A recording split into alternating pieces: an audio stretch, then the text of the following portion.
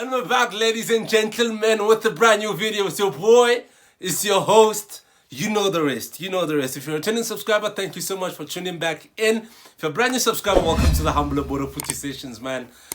We're through to the quarterfinals. We're through to the last 8. And it's scenes again where we looking forward to the Friday draw. And last season it was a thing of we were hoping for Porto and we got Porto. Now I personally I'm hoping for Benfica, and I actually hope we'll get Benfica. But I'm not saying Benfica is gonna be easy. I'm not saying Benfica is gonna be easy. I'm not saying that we gonna have it easy with your Benfica's, Villarreal, and who else is there. I'm not saying that. I'm not saying that because it wasn't easy with Porto last season in the quarterfinals. So let's not get ahead of ourselves. And I can promise you that Ogoti, I know we have to actually put ourselves right. That Christmas only comes once. If you don't get Benfica, let's not be gutted. Let's soldier on. Let's soldier on. But other than that, man. Please make sure that you like the video. Please make sure that you subscribe. Please make sure that you engage with me in the comment section there if you have any takes about what I'm gonna talk about. Actually, what I'm gonna talk about is the Lille versus Chelsea review. It was Chelsea 1. It was Lille 1. It was Lille 1, Chelsea 2, and it was for 1 on aggregate. We went to France, and it wasn't a full smooth sailing performance. Like, to be honest, let's be fair and honest, it wasn't a smooth sailing performance because we played a 3-5-2. We played a 3-5-2, which made us look so flat going forward. And I actually understand what Tuchel was actually trying to do with that 3-5-2. He was actually trying to close down channels. He was actually trying to defend a lead that we already have. I saw what he was trying to actually implement, but it didn't actually work. It was actually the opposite. It was actually the opposite of what he was actually trying to do. He even said it himself in the post-match interview that tactically in the first half, he actually got like everything wrong. You get to understand. And I even said that our 8s actually looked so voided. Even against Man City last year in September, where Man City actually came home, we looked so voided. Our 8s actually look so voided actually going forward. Talking about N'Golo Kante and Kovacic, they look so voided. But let me get into the lineup, what we went with, and also talk about the individual performances as well. We went with the 3-5-2, as I said, with Mendy being the goalkeeper, and then with Christensen being the right centre back, and Rudiger being the left centre back, and Thiago Silva being the centre back, and left wing back we had Marcos Alonso back in the lineup, and then right wing back we had Aspi, Dave.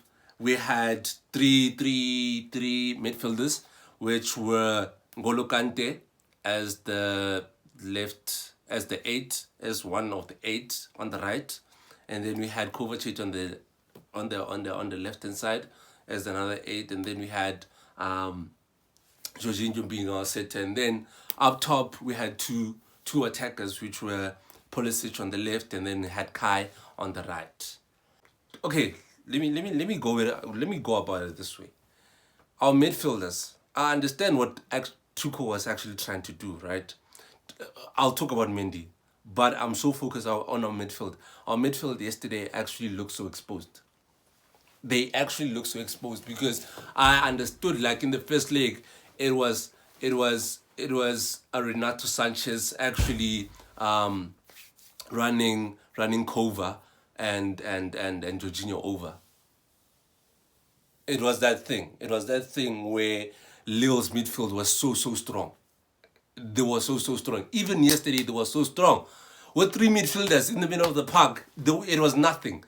They had us playing in a low block for the first like 30 minutes. For the first, they had us playing in a low block. It wasn't so impressive. Like It looks so horrible. It looks so horrible with having wing backs that are not creative, wing backs that can't actually deliver balls to our forwards. It looks so horrible. It looks so horrible. It looked like we played like five at the back. Let's be fair and honest. It looked like we played five at the back, which were not the case. Which was not the case. Which was not the case. And another thing is, if we're playing with three midfielders, I saw this against City, as I said, our attackers also play. They also playing deep. They also playing deep. So tactically, as I said, Tuchel actually got the whole thing wrong in the first half. But other than that, Christensen actually came off from Trevor Chalobah. And as I said about Trevor Chalobah, it's a thing of this guy always has a mistake in him. He always has a mistake in him. He always has a mistake in him.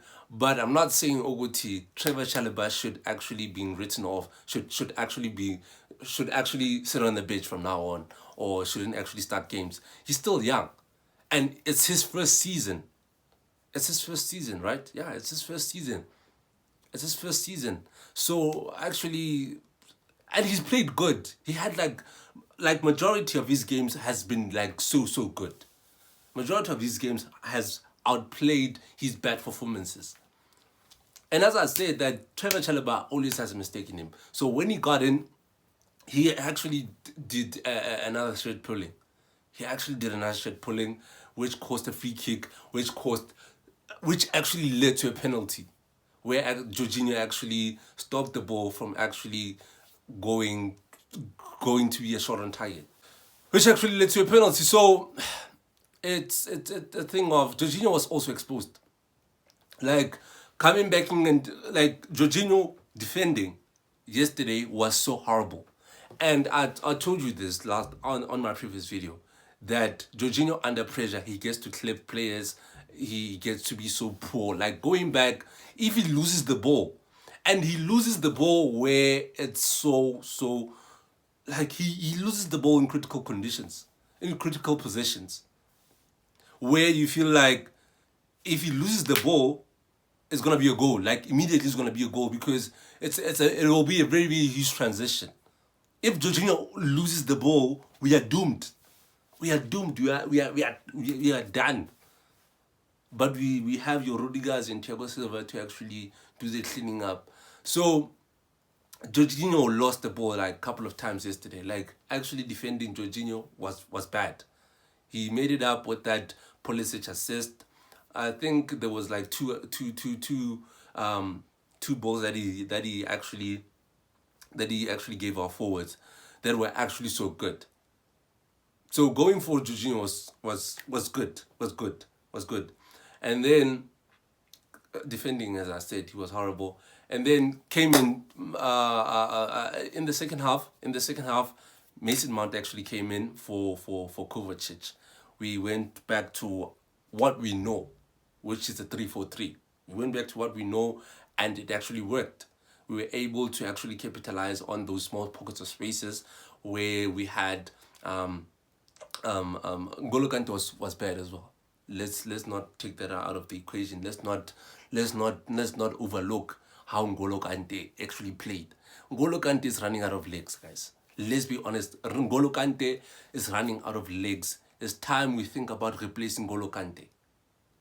I talked about this, I think, for 3 videos ago. 3, if not 5 videos ago, where I said we have to look at potentials where we will actually replace N'Golo Kante. Because N'Golo Kante is running out of a contract like next season. And I know right now we can't sign players, but we have to think about replacing N'Golo. His legs are out now because N'Golo Kante is a person that is a box-to-box player. And it takes a lot out of a person. Like being a box-to-box player, it actually takes a lot. It actually takes a lot. So having not to actually see that in his game now, it's actually so disheartening. It's actually sad right now. You get to understand. So Mason Mount actually came in with a beautiful cross, and then Dave the skipper with a running knee, with a running knee. actually put that ball in the net. So other than that, man, having a 3-4-3, it was a eye opening. In the second half, it was an eye opening. That first half, it was actually totally bad. I know the 3-5-2 actually worked against Spurs, but I saw what is this, flashbacks from the Man City game when we played home. I saw the Man City when we had Lukaku and Werner up top. We were so clueless. We were so voided. It was a mess. It was seriously a mess.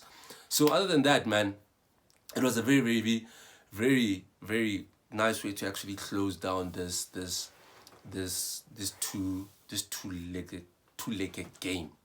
It was a very nice way to actually close it. So we're looking forward to the quarterfinals, where we have Bayern Munich, Real Madrid, where we have Liverpool, where we have Man City, Benfica, Villarreal, the other two teams, man. The other two teams. I forgot the other two teams, but yeah, the other two teams is us and what's the last one? I can't remember the last one. But then again, yeah, man, it's on to the quarterfinals. It's on to the quarterfinals. We pray for Benfica. Next is next we move into the semis, because you know we move into the semis and then the finals. So other than that, man, it was a great performance with the Pulisic goal. Nice finishing, man. Nice finishing with an assist from Georgie. It was a beautiful goal, man. I can't actually say anything out of that. I can't actually take anything out of his performance yesterday. Kai Havertz didn't actually get a lot of balls, as I said. It was a very restrictive. It was so restrictive. It was a very restrictive formation for him. Like, to be honest, he didn't get enough balls. He wasn't able to move. Like, it was a very restrictive formation for him. So other than that, man, please make sure that you subscribe. Please make sure that you like the video. Please make sure that you engage with me in the comment section. Other than that, man, enjoy the rest of your day.